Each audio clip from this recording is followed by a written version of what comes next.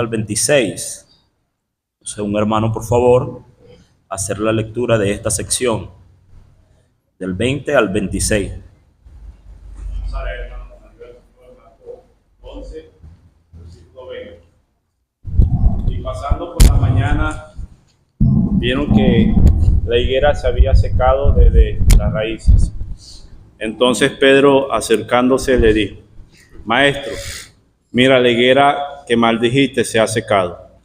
Respondiendo Jesús, les dijo: Tened fe en Dios, porque de cierto os digo que cualquiera que dijere a este monte: quítate y échate en el mar, y no dudare en su corazón, sino creyere que será hecho lo que dice, lo que diga le será hecho.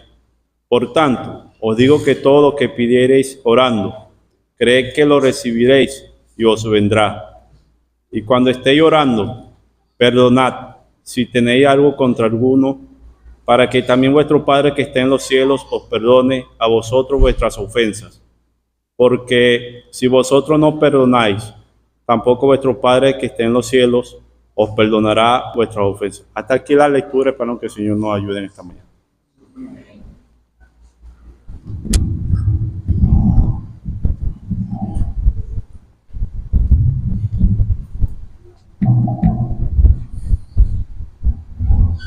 Hermanos, con ayuda del Señor, en esta mañana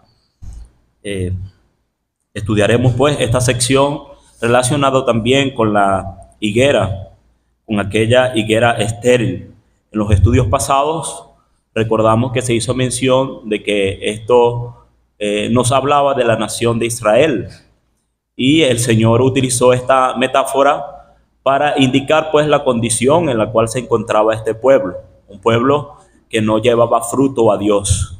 Y el Señor pues indicó aquellas palabras, aquel árbol, aquella higuera, y aconteció lo que en esta mañana nosotros vamos a estudiar. Y observamos en esta sección que aquellos discípulos pudieron evidenciar y escuchar lo que el Señor pudo decir. Y comienza el versículo 20, dice: y pasando por la mañana vieron que la higuera se había secado desde la raíz. Entonces Pedro, acordándose, le dijo: Maestro, mira, la higuera que maldijiste se ha secado.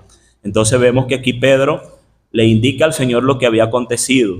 El Evangelio de Mateo, en esta sección, indica que lo sucedido con esta higuera, después que el Señor indicó sus palabras contra ella, sucedió de inmediato. Pero en este Evangelio nosotros podemos evidenciar o podemos interpretar que estos discípulos observaron esta acción después que volvieron a pasar por aquel lugar. Es decir, Marcos lo indica como un periodo de tiempo que no tardó mucho, fue aproximado, pero Marcos lo indica que no, o no lo relata como de manera inmediata. Entonces vemos que Pedro le indica lo que aconteció, y vemos que se secó desde las raíces, de abajo hacia arriba.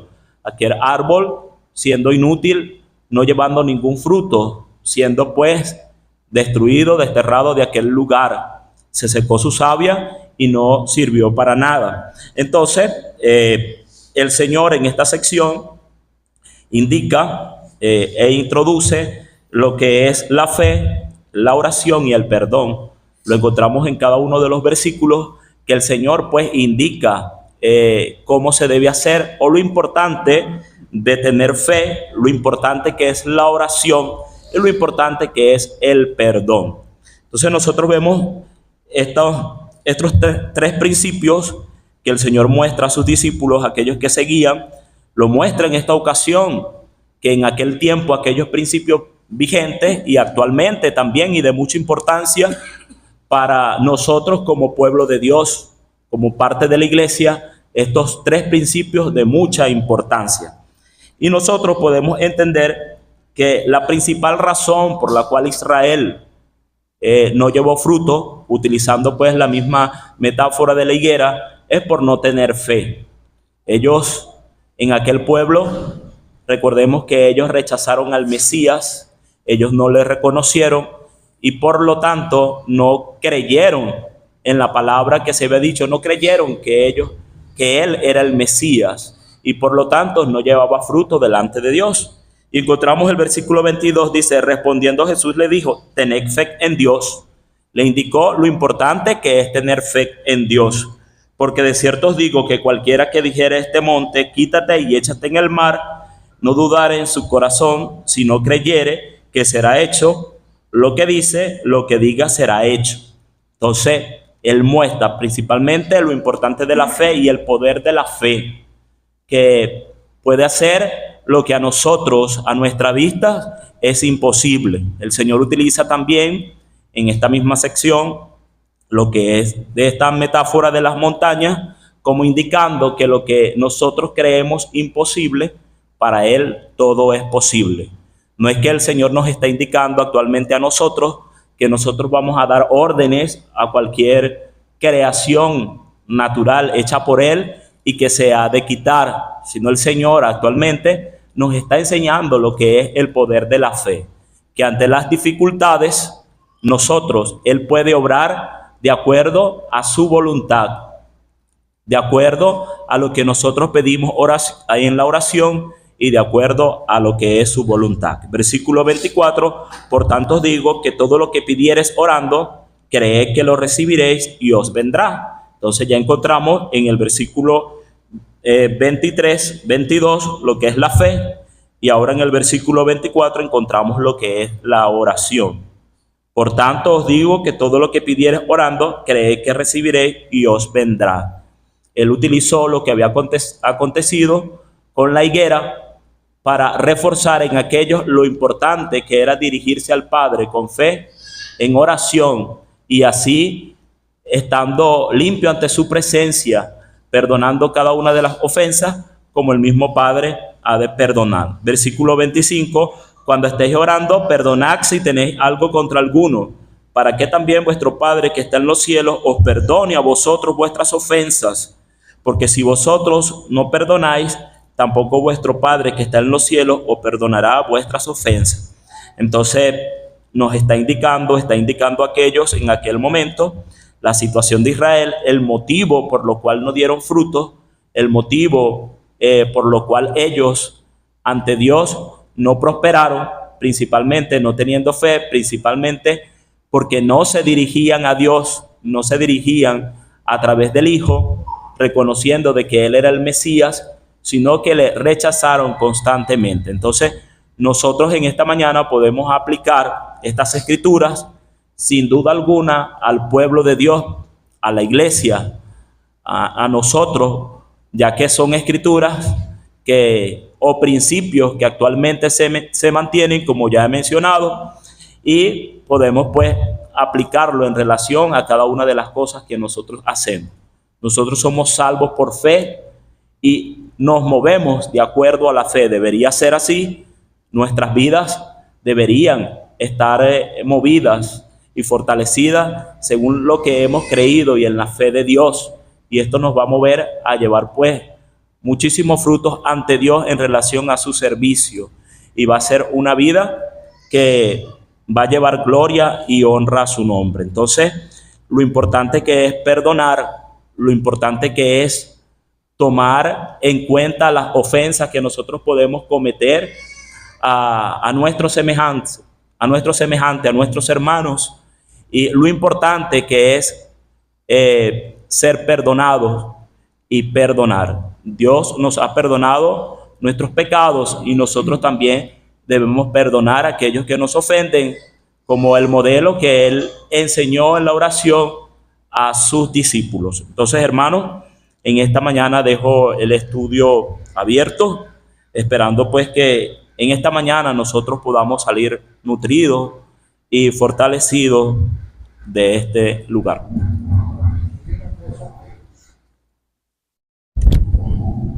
Quiero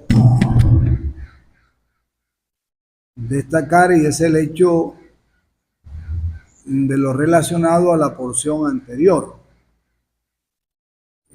Creo que no estudiamos lo relacionado a las enseñanzas más profundas que el Señor quiso dejar con el hecho de lo que Él hizo en el templo.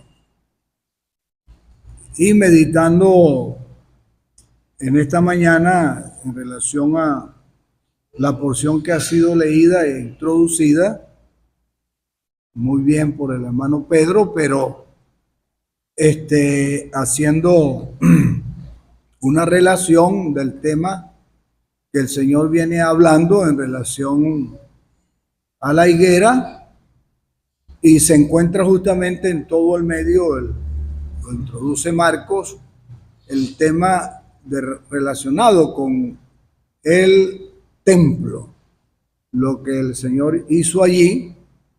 Y cuando estudiaba la porción, me preguntaba primero una maldición a una higuera, luego y un hecho de una creación de él, y el Señor la está maldiciendo. Luego, lo relacionado al templo, aquella limpieza que el Señor hizo, y hay tantas cosas que aprender en relación a lo que está relacionado con el templo. Y quisiera, hermanos, con la ayuda del Señor, hacer algunas preguntas relacionadas con el hecho de el Señor maldecir la higuera, luego presentar el cuadro de lo que tiene que ver con el templo, y luego lo que está asociado a la fe y las consecuencias que puede traer el hecho de obviar el pecado nuestro, no perdonar el pecado de otro cometido contra nosotros, y caer en el terreno pues de llevar una vida religiosa, hermanos, dentro de la asamblea, no juzgando el pecado mío, y también, hermanos, considerando las faltas que otro comete contra mí para también perdonarlas, asociadas justamente a la asamblea. Y por eso, hermanos, me parece interesante los dos hechos que narra en Marcos, y en el medio está el templo. Y por eso quiero en esta mañana preguntar, porque aquí hay una expresión muy fuerte que utiliza Marcos en el versículo 15. Vinieron pues a Jerusalén, y entrando Jesús en el templo, comenzó a echar fuera, vean la expresión, echar fuera, a los que vendían y compraban en el templo, y volcó las mesas de los cambistas y las sillas de los que vendían palomas. Y no, otra expresión fuerte aquí que manifiesta el carácter santo del Señor, no consentía que nadie atravesase el templo llevando utensilio alguno. Entonces, quisiera preguntar, primariamente, ¿qué representa el templo? Primariamente, ¿cuál es la representación del templo aquí en relación a lo que el Señor nos está dejando como enseñanza en lo que Él está haciendo? Primero la maldición de una higuera, y luego la actitud del Señor en hacer lo que hizo en el templo, echando de allí y no consintiendo que nadie convirtiera la casa de Dios en lo que no era su propósito. Entonces, hermanos, quisiera pues que los hermanos nos ayuden en relación a esa parte de lo primario de la interpretación bíblica en figura que representa el templo.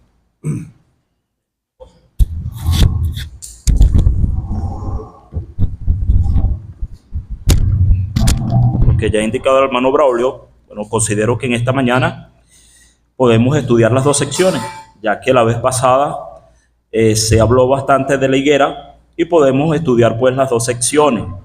Y encontrando, creo que Malaquías habla acerca, o era una profecía de lo que iba a acontecer en relación a la purificación del templo. Creo que el Señor, Dios venía hablando de que los que estaban en el templo estaban haciendo sus servicios de manera incorrecta. Entonces esta purificación del templo, si no me equivoco, ya estaba profetizada en relación al servicio. Nosotros al leer esta sección, hermanos, vamos a darnos cuenta que las personas que estaban dentro del templo estaban utilizando de manera incorrecta el lugar, un lugar que era destinado para el servicio de Dios, y ellos los estaban haciendo pues de manera errónea. Y el Señor estaba purificando en relación al servicio. Había hombres allí que habían convertido ese servicio en relación al comercio. Encontramos que vendían palomas para los sacrificios, encontramos personas que realizaban cambios de ciertas monedas, y el Señor pues en relación a su celo, en relación a la gloria del Padre, fue lo que lo motivó a realizar estas acciones y para purificar el servicio que fue encargado a aquello. Y por esta razón ellos estaban actuando de esta manera. Entonces creo, hermanos, que bueno, en esta mañana podemos seguir estudiando tomando en cuenta las dos secciones. Una, la que ya introducida, también recordando que Marcos, de la sección que introduje hoy, en relación a las consecuencias de la higuera y la introducción de lo que es la fe, la oración y el perdón, Marcos los detalla de manera separada. En cambio Mateo indica de una vez estas acciones, y encontramos pues estas dos secciones que van a servir de mucho para nosotros. Ahora hago una pregunta en relación a esto. El Señor realizó esta acción de la purificación del templo en dos ocasiones, en esta ocasión y en la ocasión de Juan capítulo 2 versículo 13, o es la misma acción, porque entiendo, he aprendido que al final de los tiempos el Señor purificará el templo en relación a su servicio, ya indicando pues el final en relación a lo que Él ha establecido y en el establecimiento de las cosas que se han señalado en relación al tiempo futuro.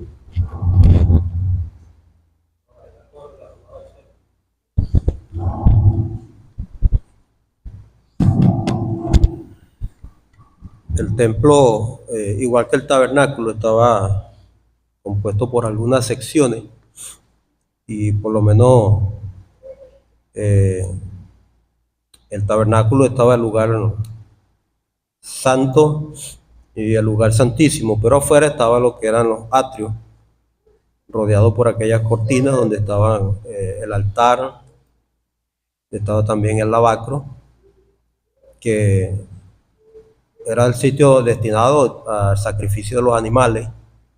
Y en el tabernáculo solamente podían entrar los sacerdotes en la parte del lugar santo, y al lugar santísimo solo el sumo sacerdote una vez al año para realizar el sacrificio de la expiación. Y el templo guarda más o menos la misma similitud, y en la parte interna solamente podían entrar sacerdotes. En esta ocasión, algunos pudiese pensar que en el templo como tal, en la parte interna, se estaban realizando estas cosas. Ese lugar estaba negado para cualquier persona, aún para cualquier judío. Allí solamente podían entrar sacerdotes. Creo que se hace referencia aquí al atrio, a la parte externa, donde había un lugar destinado. Había la parte de las mujeres, donde las mujeres podían adorar al Señor, y estaba también la parte de los gentiles, donde ellos, siendo prosélitos, ellos tenían acceso a esa parte para ellos también adorar al Señor en ese lugar. Y pienso que ese es el lugar que el Señor está aquí limpiando, porque ese lugar estaba destinado para que las naciones pudiesen acercarse al Señor. Y versículo 17 dice, y les enseñaba diciendo, no está escrito, mi casa será llamada casa de oración, dice, para todas las naciones. Aquellas personas estaban quitando el lugar que el Señor había dejado para que los gentiles, los que no eran judíos, ellos pudiesen acercarse al Señor. Ellos pudiesen tener un lugar de adoración en aquel lugar. Tenemos el caso del eunuco en Hechos de los Apóstoles, que iba regresando de Jerusalén, sentado en su carro, iba descendiendo a la parte sur, y él, aunque había ido al templo, sin embargo, él no había encontrado lo que él necesitaba. Entonces, ese lugar estaba destinado para esta persona, y los judíos, los israelitas, que Dios les había dado el ministerio, si se quiere, de evangelizar a los gentiles, ellos más bien estaban sacando provecho de estas personas. Estaban comercializando, estaban sacando ganancias de aquellos que se acercaban con necesidad en su alma de tener un encuentro con el Dios de Israel, pero ellos más bien estaban sacando provecho.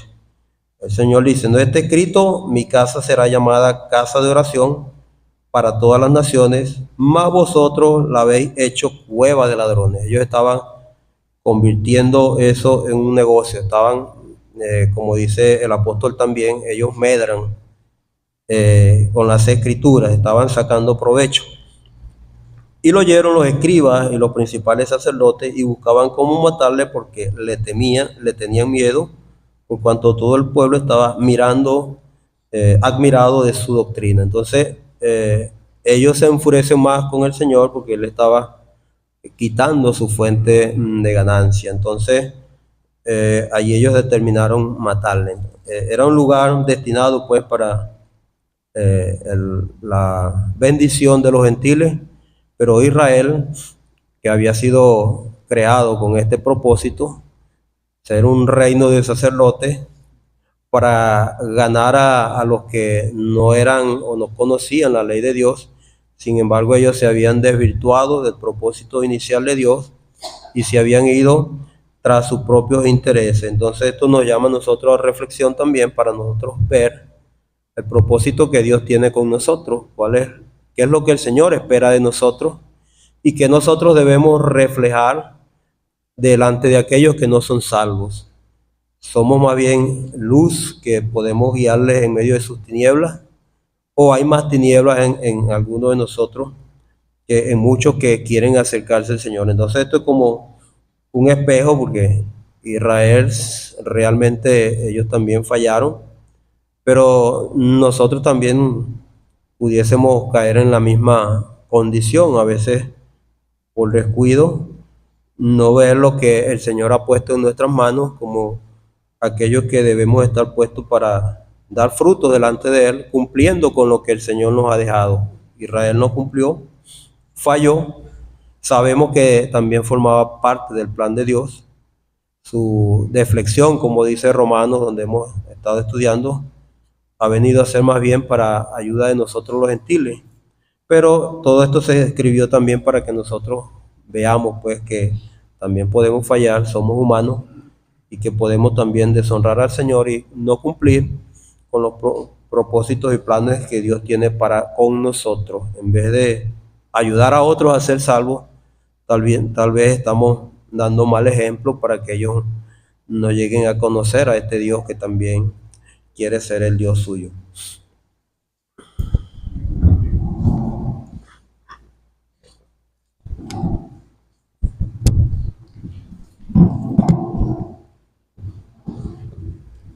En cuanto al pueblo de Israel, generalmente cuando se habla de Israel se generaliza, ¿no? Así, en estos tiempos, pues cuando se habla en los países donde han ido emigrando los venezolanos, se habla de los venezolanos como gente mala, ¿no? En muchas casas los catalogan así. Así dice el pueblo de Israel, pero dice también aquí, al final dice, porque tenían miedo por cuanto el pueblo estaba admirado de su doctrina. El pueblo era Israel también, Entonces, cuando nosotros leemos ahí en Isaías 56, leemos que el Señor llama a los que dirigen el pueblo de Israel, en aquella época quizás no habían fariseos, no se habían formado esta secta, pero sí habían dirigentes, ¿no? Él los llama también perros, ¿no? Nosotros muchas veces decimos que los perros eran los gentiles, pero realmente el Señor hace comparaciones a veces que no se mantienen siempre en una cosa. A veces decimos que, cuando decimos Israel, estamos incluyendo también al pueblo, ¿no? Entonces, generalmente se refiere a los que dirigen aquella nación. Cuando nosotros leemos ahí en Isaías 56, vemos que el Señor llama también aquellas personas, los llama perros también, y pastores. Y nosotros,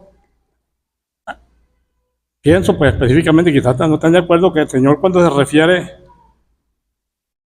a la higuera, se refiere a aquellos que dirigen el pueblo, como dice Ezequiel 34, ¿no?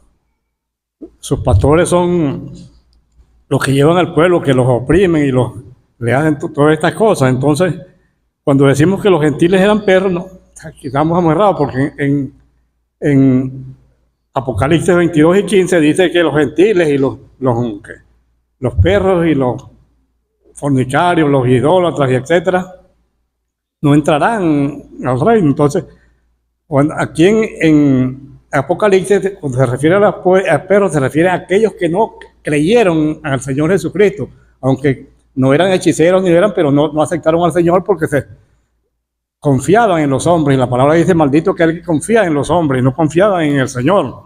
Entonces es importante que nosotros veamos aquí que cuando el Señor llegó al templo, ya nosotros cuando leemos en el Salmo 24, leemos: ¿quién entrará en tu santo templo? El limpio de manos, el que no ha dado su corazón a cosas vanas. Entonces, aquellos que dirigían aquel pueblo, en esta época, pues en aquella época eran los fariseos y los escribas, y aunque estaban bajo el gobierno romano, ellos habían mostrado indiferencia hacia las cosas que se hacían en el templo. Un indiferencialismo, pues no tenían interés por las cosas. Quizás ellos también estaban implicados en las ventas, y aquellos quizás ellos eran los que habían dado las concesiones o dinero a la gente para comercializar, y ellos recibían algún beneficio de aquellas ventas que se hacían en el templo. Pero el Señor dice que, ahí dice que cuando leemos en el Salmo 24, abrid vuestras puertas y entrará el Rey de Gloria. Aquí entró el Señor, el Rey de Gloria entró al templo, pero la consiguió primero que estaba desordenada, que estaban vendiendo aquellas cosas. Entonces, cuando uno nota aquí, dice que aquella gente que estaban allí no se opusieron, ¿no? El Señor tenía autoridad, ellos no discutieron con el Señor: ¿por qué me está sacando de aquí? Pues, como dice que el Señor hizo un chaparro de tejido y golpeó a algunos ahí y sacó a algunos que estaban allí. El Señor tenía autoridad, pero los fariseos, como ellos tenían intereses en aquellas ventas y en aquellas cosas, ellos no les gustó. ¿Con qué autoridad estás haciendo esto? ¿Quién te autorizó a ti a entrar al templo y hacer estas cosas? ¿Con qué autoridad haces tú estas cosas? Entonces el Señor le dice: bueno, si ustedes me dicen que de quién era el bautismo de Juan, entonces ellos no respondieron. Y él dijo: yo tampoco voy a dar explicación en cuanto a esto. Entonces es importante que nosotros comprendamos que el Señor, pienso yo que aquí se refiere es a aquellos que, no al pueblo de Israel como gente. Sabemos que mucha gente, María, Lázaro, todos estos eran israelitas, eran judíos. Y aquellos que creyeron cuando Pedro predicó, que eran 3,000 y después 5,000 y etcétera, muchos. Y el evangelio fue llevado, eran judíos aquellos. Entonces, no sé si cuando uno corta una mata, la mata el primer día está verde, pero la savia ya no está subiendo cuando el Señor dijo que nunca echará fruto aquella mata, pues dejó de llevar savia. Las raíces dejaron de llevar savia al árbol, pues en ese momento, al instante, dejó de llevar savia, pero al día siguiente ya estaban las hojas marchitas, ya se veía que se había secado la mata. No es que el primer día estaba seca, no. El momento que el Señor dijo que la mata no iba a dar fruto, dejó de circular savia hacia las hojas, y al día siguiente pues ya las hojas estaban marchitas y estaban... O sea, que entonces es importante que nosotros consideremos estas cosas, ¿no? Cuando se generaliza en cuanto al pueblo de Israel, no es que, si no se refiere a los dirigentes, cuando nosotros leemos en Ezequiel 34, ¿a quién se refiere el Señor? A los... Voy a leer el versículo 2 solamente, ¿no? Hijo de hombre, profetiza contra los pastores de Israel, profetiza, diga a los pastores, así ha dicho Jehová el Señor, ay de los pastores de Israel, que se apacientan a sí mismos y no apacientan los pastores, y no apacientan los pastores a los rebaños. Coméis la grosura y os veis vestir de lana. Entonces, si uno continúa ahí leyendo y cuando uno compara lo que está escrito en Isaías 56, dice que yo los llevaré a mi santo monte y los recrearé en mi casa de oración, y sus holocaustos y oraciones serán aceptas a mi altar. Ellos estaban rompiendo todas estas reglas, un indiferencialismo total de los fariseos y los escribas. Entonces, es eso, ¿no? El pueblo de Israel siguió dando frutos con aquellas personas que llevaron el evangelio, los discípulos y aquellos, los 7, los diáconos que fueron elegidos, y mucha gente fueron. Entonces, a veces pienso yo que cuando aquella mujer sirofenicia, que el Señor le dice los perrillos, quizás aquella mujer apenas estaba comenzando y que se estaba comenzando a ser una prosélita de los fariseos. Entonces, ahí también llama el Señor a los fariseos perros, como los llama aquí en Isaías 56.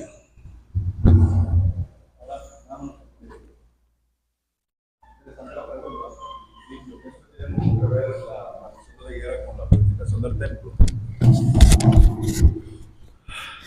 Y creo que Marco lo está propiciamente, o sea, está acertando, incluyendo el pasaje de la purificación del templo dentro de lo que tiene que ver con la higuera. Porque justamente el templo es el corazón de Israel. Y como dice el hermano Romero, el corazón de sus sacerdotes, de sus líderes. Y como estaba el corazón, así estaba la nación. El corazón en este caso, que era el templo, el lugar de oración y adoración, estaba, como dijo Pedro, siendo usado para otra cosa. Fíjense, cuando uno lee, por ejemplo, en Jeremías 7 y 8 dice, he aquí vosotros confiáis en palabras de mentira, que no aprovechan, hurtando, matando, adulterando. Estoy leyendo en Jeremías 7:8. Hurtando, matando, adulterando, jurando en falso, e incensando a Baal y andando tras dioses extraños que no conociste. Vendréis y os pondréis delante de mí en esta casa sobre la cual es invocado mi nombre, y diréis, librados somos para seguir haciendo todas estas abominaciones. O sea, es la casa, verso 11, es cueva de ladrones delante de vuestros ojos esta casa sobre la cual he invocado mi nombre. O sea, después que hacen todo lo que hacen, van a la casa a orar. ¿Acaso la casa de Dios cueva de ladrones? Ahora fíjense, hermano, eso es profundamente significativo. Nosotros somos la casa de Dios, la iglesia. Y el creyente individualmente es casa, templo del Espíritu Santo. Entonces, usted puede ir aplicando o llevando eso a estos otros ámbitos, que es la iglesia. Aquí dice, luego de que hacían todo lo malo, verso 9, verso 10 dice, vendrán a esta casa delante de mí, en la cual he invocado mi nombre, y dirán, ahora somos librados. No pasa nada. Es cueva de ladrones delante de vosotros. Entonces, fíjense, seguimos leyendo. El verso 12 dice, andad a mi lugar en Silo. Y él pone a Silo como ejemplo de lo que Dios hizo y de lo que haría con la casa, el templo. Versículo 13, ahora pues, por cuanto vosotros habéis hecho todas estas obras, dice Jehová, y aunque os hablé desde temprano y sin cesar, no oíste, y os llamé y no respondiste, haré también a esta casa sobre la cual he invocado mi nombre, en la cual vosotros confiáis, y a este lugar en que di a vosotros, a vuestros padres, como asilo, como dice asilo, os echaré delante de mi presencia, como eché a vuestros hermanos, a toda la generación de Efraín. En el Salmo 78 dice qué pasó con Silo. 78 y 59 dice, lo oyó Dios y se enojó y en gran manera aborreció a Israel. Dejó por tanto el tabernáculo de Silo, la tienda en que habitó entre los hombres. Ahora el Señor, entiendo que la maldición de la higuera es Israel. La higuera es Israel. Porque el corazón de Israel estaba como está mostrando el Señor en el templo. Cueva de ladrones. Y entonces los resultados, y pasando por la mañana, vieron que la higuera se había secado desde las raíces, de abajo hacia arriba. Es decir, como ya hemos oído, se cortó el suministro. Os dejaré. Se cortó el suministro a esa nación. Ahora, y me callo. Ciertamente el Señor estaba condenando a los líderes. El problema es que en las deportaciones y en los castigos de Dios pagaban justos por pecadores. Si mi casa, hablo de mi casa terrenal, pues, casa ya, mi hogar, yo como responsable, como cabeza visual, tengo un desorden, mi casa va a padecer. Si los líderes de la iglesia tienen un desorden en sus vidas y realmente no tienen ese celo, primero por limpiar la casa, el corazón interno, y después limpiar la casa, es decir, no consentir. Por ejemplo, dice aquí que el Señor no consentía en que atravesasen con utensilios el templo. Bueno, el Espíritu Santo que está en nosotros, hay cosas que no nos consiente. No consiente el pecado en nuestras vidas, no lo consiente, porque somos casa, templo del Espíritu Santo. Pero en la iglesia hay cosas que no se consienten, no deben ser consentidas. Entonces el Señor nos está mostrando que Israel, sus líderes, estaban mal. Pero digo, cuando Israel fue deportado, allí iba el pobre Daniel, con sus hermanos judíos, Sadrach, Mesach y Abednego, Azarías, Ananías y... ¿cómo se llama el otro? Y Misael. Allí iban y eran joyas, pero allí iban. Es decir, que el pecado de los líderes, el pecado de los que Dios ha puesto como líderes, como representantes, como cabezas espirituales, oye, afecta. ¿Entiendes? Todo es afectado y eso está en el corazón, y por eso entiendo que es propicio que el pasaje del templo esté en medio, como le hizo la pregunta al hermano, esté en medio de la maldición de la higuera. Ese es el corazón de Israel. Lo que estaba en el templo, ese es el corazón de Israel.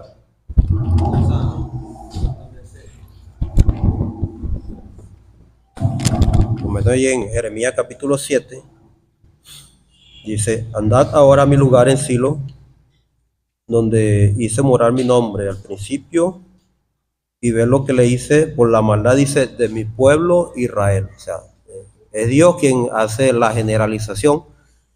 Él está implicando no solamente a los que pecaron, como hemos oído en esta mañana, sino a toda la nación.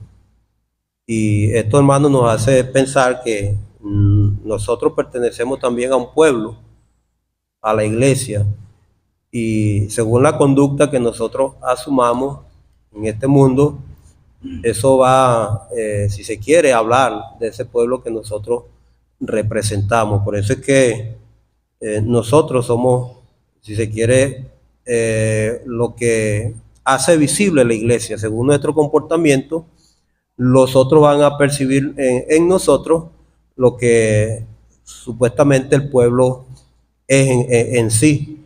Israel, algunos líderes, como hemos oído, y no tan líderes tampoco, porque habían personas dentro del pueblo llano que no tenían responsabilidad en las decisiones que se tomaban en Israel, que llevaban una mala conducta. O Sabemos que siempre ha permanecido también el remanente fiel en Israel, de los que han hecho lo justo, han esperado al Mesías, pero la mayoría de Israel, ellos se pervirtieron, y Dios está enfocando pues en esa conducta mala, que Israel como nación, ellos manifestaban delante de Dios y delante del mundo. Entonces es Dios el que hace la descripción.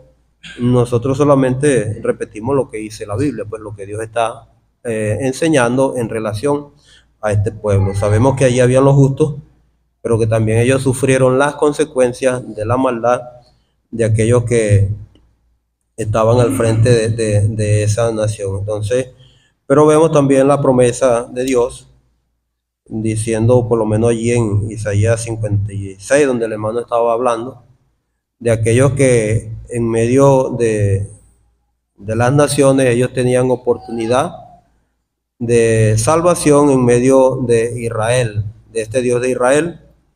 También en aquellos que dice, habla ahí de los eunucos, aquellos que pudiesen decir, bueno, yo soy árbol seco, no tengo descendencia, no tengo nada que hacer delante del Señor, y él está diciendo que no se preocupen, si ellos eran temerosos, Dios los iba a llevar a su santo monte. Entonces el propósito de Dios de salvar al hombre a través de el mismo sacrificio que iba a salvar también a la nación de Israel, que es la persona del Señor Jesucristo. Dios dando promesa aún para los gentiles y para también aquellos eunucos.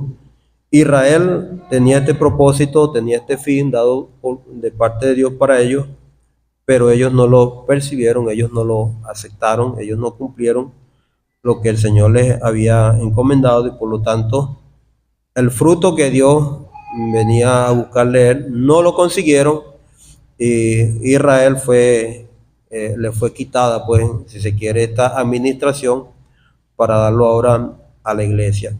Y uno considera, pues, lo que el Señor está diciendo aquí. La última vez quedó una pregunta pendiente que el hermano Ender hacía en relación de que si Dios prohibía la maldición, ¿cómo es que el Señor Jesucristo está profiriendo maldición en relación a esta higuera? Y yo estaba pensando, primeramente, Él como Dios, Él puso las reglas, y vemos que es la manifestación del Dios encarnado en este mismo momento. Y vemos que la maldición que está cayendo sobre esta higuera, eso no es nada nuevo, sino que esto es la consecuencia de lo que el Señor les había advertido. Si uno lee en Deuteronomio, el Señor le estaba diciendo allí a Israel que Él ponía delante de ellos la bendición y la maldición, que escogieran pues el camino del bien para que no murieran. Y si ellos escogían el camino del mal, todo eso le iba a acontecer. Entonces, Dios habló y su palabra se cumple. Lo que el hombre haga, eso va a tener sus consecuencias, sin que el Señor nuevamente intervenga directamente para que eso se lleve a cabo. Entonces, pienso que lo que el Señor está recalcando aquí es lo que el Señor había dicho, que había anunciado antes, que esto eran consecuencias del desvío de esta nación. El Señor también había dicho a la nación de Israel que si ellos no guardaban su palabra, ese templo que era lleno de gloria, era lleno de hermosura, ese templo iba a ser destruido. Y aún sus hijos iban a ser deportados, que es lo que está haciendo referencia el hermano Robert, y ellos iban a ser llevados a otros lugares, a consecuencia de ellos haberse rebelado contra Dios. Y si alguno pasaba, dice la Escritura, por ese lugar y preguntaba, ¿por qué le sucedió esto a este pueblo? Ellos iban a responder, porque ellos se olvidaron de Jehová su Dios. Entonces, las consecuencias de olvidarse de lo que el Señor les había dicho trajo como consecuencia la maldición que ellos cayó. Malaquías capítulo 2 dice que maldeciré tus bendiciones y aún las he maldecido. Hablando Dios en relación a Israel por el pecado cometido. Entonces, lo que ellos habían recibido como promesa estaba relacionado a que ellos permaneciesen fiel a lo que el Señor les había encomendado, en relación a guardar su nombre. Pero como ellos se rebelaron contra Dios, para ellos en vez de bendición fue maldición por no haber cumplido y no haber estado atento a los dichos de Jehová. Entonces, lo que el Señor está haciendo aquí es ratificando lo que él antes había anunciado. Se rebelaron contra Dios, entonces vino sobre ellos maldad, el castigo. Y cada uno de nosotros en estos tiempos, aunque estamos bajo la gracia, sabemos que si nosotros hacemos lo malo, el juicio de Dios también cae sobre nosotros. Viene el castigo, viene la disciplina, con el propósito de que nosotros seamos mejores hijos para Él, y que si llegamos a fallar delante del Señor, también podemos ser cortados de una iglesia local, como miembros ser separados de la asamblea, ser echados, dice 1 Corintios capítulo 5, el tal sea entregado a Satanás, dice, para destrucción de la carne. Entonces viene la separación, aunque sigue perteneciendo a la iglesia universal del Señor, sin embargo no pertenece a la iglesia local porque ha sido quitado, ha sido amputado del cuerpo local por haber fallado contra el Señor. Entonces Dios también castiga en estos tiempos, Dios también trae disciplina, hermano, a nuestras vidas cuando nosotros nos desviamos y no hacemos lo que el Señor nos enseña en su palabra. Entonces, no solamente fue para Israel, también en estos tiempos, a pesar de la gracia del Señor, a pesar de su amor, nosotros también podemos ser disciplinados, podemos también llevar castigo por no honrar el nombre del Señor.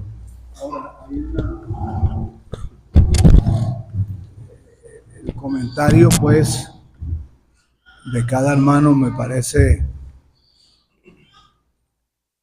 expresivo de una realidad en relación, hermanos, a la severidad de Dios. Y estoy pensando desde hace días en relación a el tema de la severidad de Dios y el tema de su gracia. Es decir, dos temas importantísimos que son características fundamentales del carácter de Dios y que no se desligan una de la otra, sino que van juntas.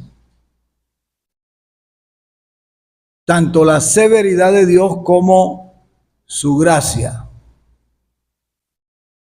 van juntas, corren juntas y hacen juntas todo lo que es justo y correcto dentro del pueblo de Dios. Y debo decir que a veces hemos querido desligar la severidad de Dios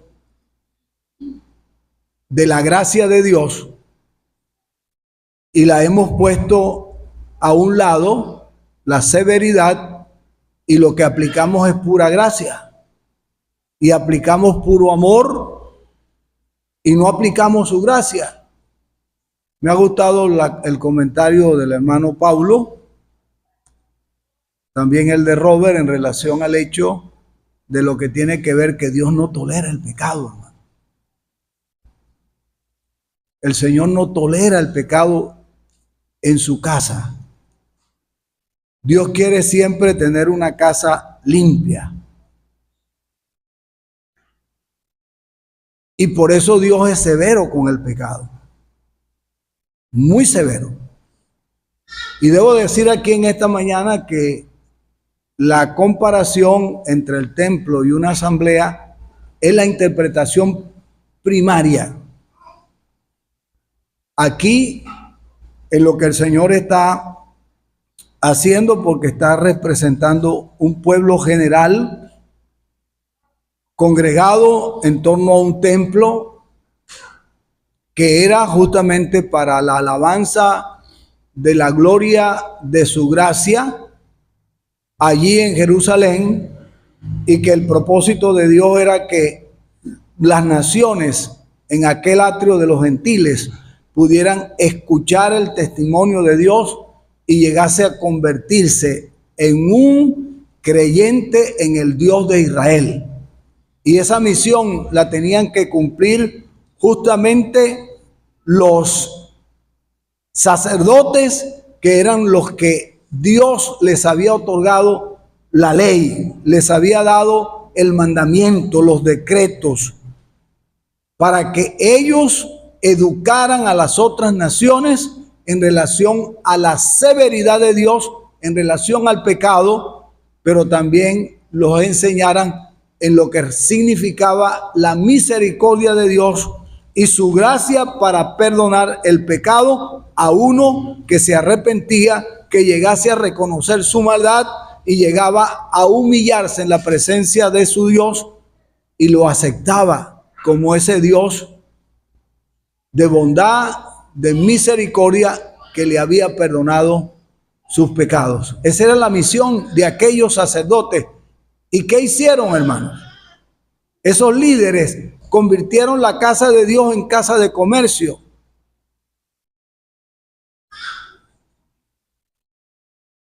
Y la casa de Dios no es para eso. La casa de Dios es para la alabanza de la gloria de su gracia en medio de un mundo que no conoce a Dios. Y debemos nosotros mostrar a Dios, hermanos, con el orden que nosotros tenemos dentro de una asamblea. Aquí el mundo debe ver lo que no ve afuera. Debe ver a un Dios severo con el pecado y debe ver a un Dios lleno de gracia para perdonar al pecador que se arrepiente. Entonces, ¿y por qué digo que es la interpretación primaria, hermanos? Porque ya el templo no tenía mucha significancia, porque ahí estaba el Cristo, que era la representación primaria en el Antiguo Testamento del tabernáculo de reunión y del templo de Salomón.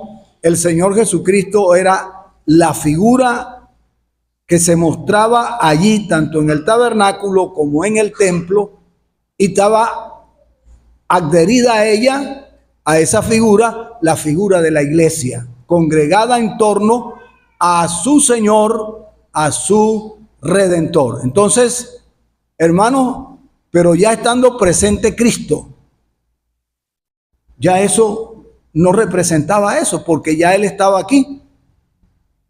Y el Señor entonces está hablando de eso como una casa de oración para todas las naciones. Entonces pasa a representar justamente, hermanos, en este tiempo a la iglesia, porque Israel fue desgajado, fue sacado de ese buen olivo. Y aquí la pregunta que también nos hacíamos en el estudio pasado, investigando, hermanos, logramos descubrir que ese buen olivo representa el reino de Dios. La raíz representa a Cristo. El tallo representa el reino y las hojas representan a los súbditos de ese reino. Y entonces el Señor está hablando de su severidad. Desgajó a Israel, lo echó de ese reino y pasó, hermanos, para de las naciones, que es el olivo silvestre que conseguimos allí en Romanos, que son los otros reinos del mundo que han de adherirse al reino de Dios, al reino del cielo. Entonces, y de allí el Señor, de esos reinos, está sacando otros y los ha injertado en el buen olivo, los ha introducido en ese reino donde Cristo es el Señor, donde Él es el que sostiene todo lo relacionado a ese reino. Y aquí dejo una cosa sumamente solemne, hermanos. Dios desgarró, Dios sacó, Dios quitó a Israel y lo transportó a las naciones. Y nos ha dado a nosotros la responsabilidad de ahora mostrar al mundo, tanto judíos como gentiles que se han adherido a la iglesia y que son miembros ahora de una asamblea local y que pertenecen a la Iglesia Universal de Cristo, nos ha dado, hermanos, la responsabilidad de llevar el testimonio de Dios ante el mundo. Pero hay algo solemne aquí. La severidad de Dios quitó a Israel. Pero la severidad de Dios, hermano, puede quitar una asamblea de su lugar local. Por eso es que la iglesia local no representa en su totalidad, hermano, oigan bien lo que voy a decir, al cuerpo de Cristo. ¿Por qué? Porque una iglesia local puede ser quitada, pero nunca la iglesia universal del Señor puede ser quitada. Un miembro puede ser quitado de una asamblea, echado fuera. Sigue perteneciendo al cuerpo de Cristo universalmente, pero no pertenece al cuerpo local de una asamblea porque ha sido echado fuera, ha sido quitado de allí. Y eso lo podemos aprender en 1 Corintios capítulo 5, 1 Corintios capítulo 11. Allí podemos estudiar eso, hermanos, claramente en lo relacionado a ese hecho.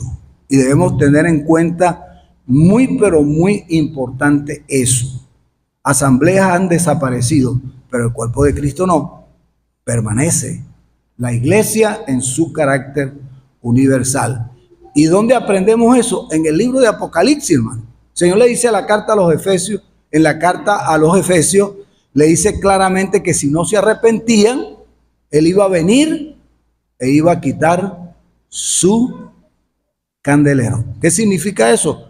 Quitar su testimonio, arrancarlo del lugar. Y no desaparecieron esas iglesias, desaparecieron, hoy no existe ninguna. Donde existieron esas iglesias que nosotros encontramos allí en el libro de Apocalipsis. ¿Y cuántas iglesias no han desaparecido, hermanos? Y han tratado los hermanos de levantar un nuevo testimonio en ese lugar. Y ha sido imposible. No se ha podido levantar. ¿Por qué, hermano? Eso es la severidad de Dios. Él es celoso con nosotros. Por eso el pecado que vamos a tratar en la segunda sección que se leyó hoy en esta mañana, después de la del templo, vamos a encontrar allí la severidad de Dios en no perdonar el pecado de ninguno que no esté dispuesto a perdonar a su hermano sus ofensas. Dios no está dispuesto a perdonarle sus pecados. Y como ha dicho Pablo, las bendiciones que Dios ha prometido se convierten en maldición para una persona así. ¿Por qué? Porque Dios es severo, hermanos, y debemos entenderlo así. Pero su severidad quita su amor. No, en lo absoluto. Su amor está vigente. ¿Para qué? Para perdonar. Pero perdonar al que se arrepiente. Y ahí es donde actúa la gracia, hermano. Y debo terminar mi comentario, lo dejé de último y di la oportunidad para que otros hablaran, porque yo sé que esto es extenso y hay mucho, pero mucho por decir en relación a esto. Y termino diciendo esta verdad, hermano. Dios es severo con el pecado. Y si no queremos entenderlo y comprenderlo, debemos ir a la cruz. Y debemos ir allí y ver qué pasó con el cuerpo de Cristo. ¿Qué pasó con el ser más santo que ha pisado este escenario terrenal? Dios no tuvo contemplación con él. Dios no tuvo gracia para él. Dios no tuvo, hermanos, amor para él. Vean lo solemne de esto. En ese momento, allí en la cruz, porque estaba en acción toda la severidad de Dios para juzgar el pecado que estaba viendo en él. Y Dios no cortó nada, absolutamente nada de su ira. No juguemos con el pecado, hermanos. Disciplinemos como tenemos que disciplinar. Apliquemos lo que la palabra de Dios nos señala. Y ese es otro tema que lo trataremos después con la ayuda del Señor, lo que está allí en 1 Corintios capítulo 11. Hermanos, y en capítulo 5, su severidad. Unos están enfermos, otros duermen y otros están muertos. Debilitados, otros. Entonces, cuando uno ve eso, ¿dónde pasaba eso? En la iglesia de los Corintios. ¿Y qué pasó con el testimonio allí? Hermanos, no juzgaron el pecado como debía ser. Y ese candelero en la historia también fue quitado. Que el Señor nos ayude, que el Señor nos guarde y podamos mantener la santidad en la casa de Dios, porque si no lo guardamos podemos ser echados fuera.